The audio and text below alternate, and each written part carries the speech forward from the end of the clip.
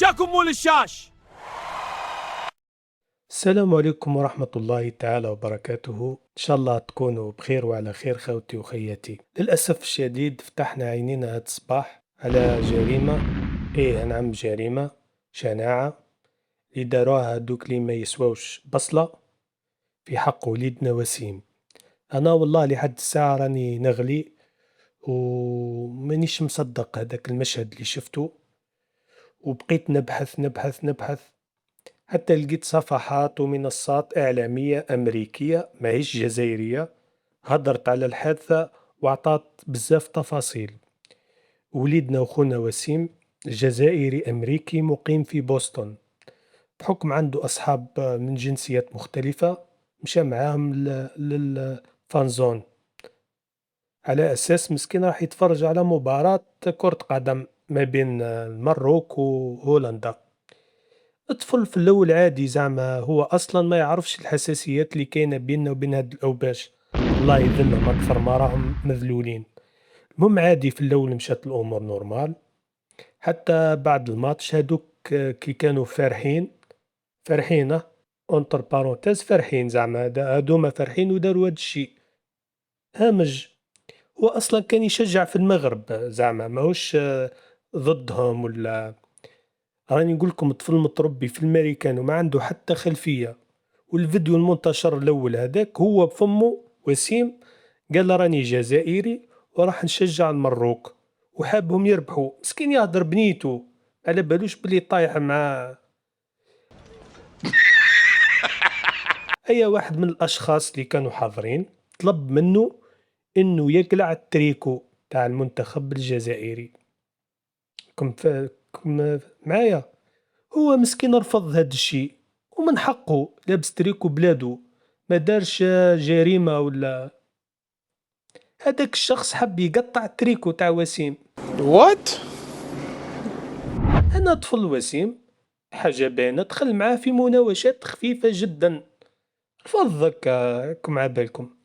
وهنا كانت الكارثة، حوالي 50 وبش مروكي، وماشي كاملة، خاطر قلنا كاين عباد من جنسيات خلاف وكاين ثاني مراركة يحميو فيه. تما احنا ماناش كذابة كيما هما، نقولوا الحق كيما راه. والباقي دخلوا فيه بالضرب، حتى كبار في السن ضربوه.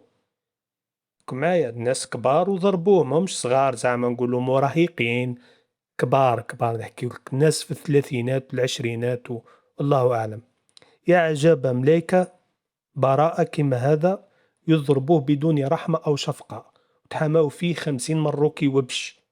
الشي دي سبب له إصابة في الراس والجسم تاعو حتى نطح في الأرض فقد الوعي، وبقاو يضربوا فيه. إيماجيني خاوتي وهو فاقد الوعي، طفل فاقد الوعي طايح على وجهه والهمج المراركة قاعدين يضربوا فيه، وداوه للمستشفى الاستعجالي في بوسطن.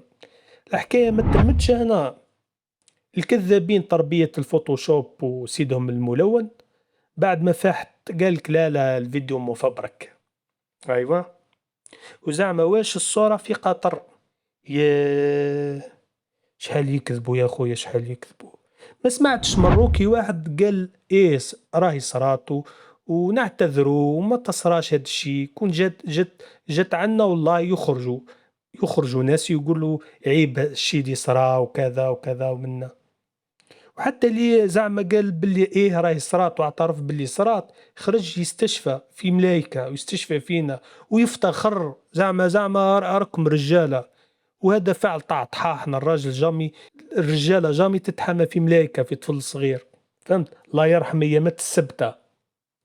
هذه صورة وسيم الحقيقية في المدرسة تاعو في الامريكان، وراه باين وجهه زعما ماهيش مفبركة، واللي نشرتها منصات إعلامية أمريكية.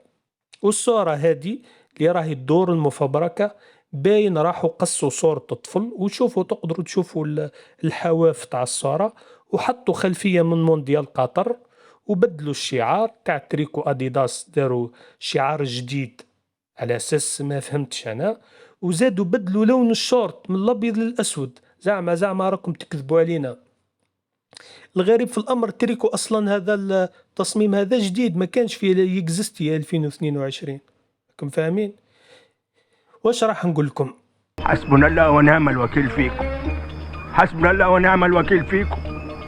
الرجولة تخلق مع البنادم، تسمى ما نلوموكمش، احنا رانا ما نلوموكمش بزاف، بصح ندفعوكم الثمن، لأنكم بهاد الجريمة والخزعبلات والكذب اللي صرا موراها بينتوا باللي انتم أوباش بالمعنى الحرفي للكلمة. المراركة fuck you من الاخر. كونوا على يقين الناس اللي داروا هاد الفعل راح يرشوا في الحبس، وكلش راهو موثق. هادي الماريكان المروكي مش زريبتكم يا طحان.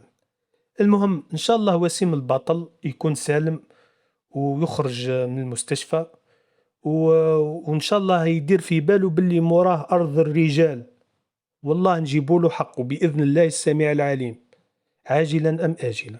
هيا خاوتي، سلام.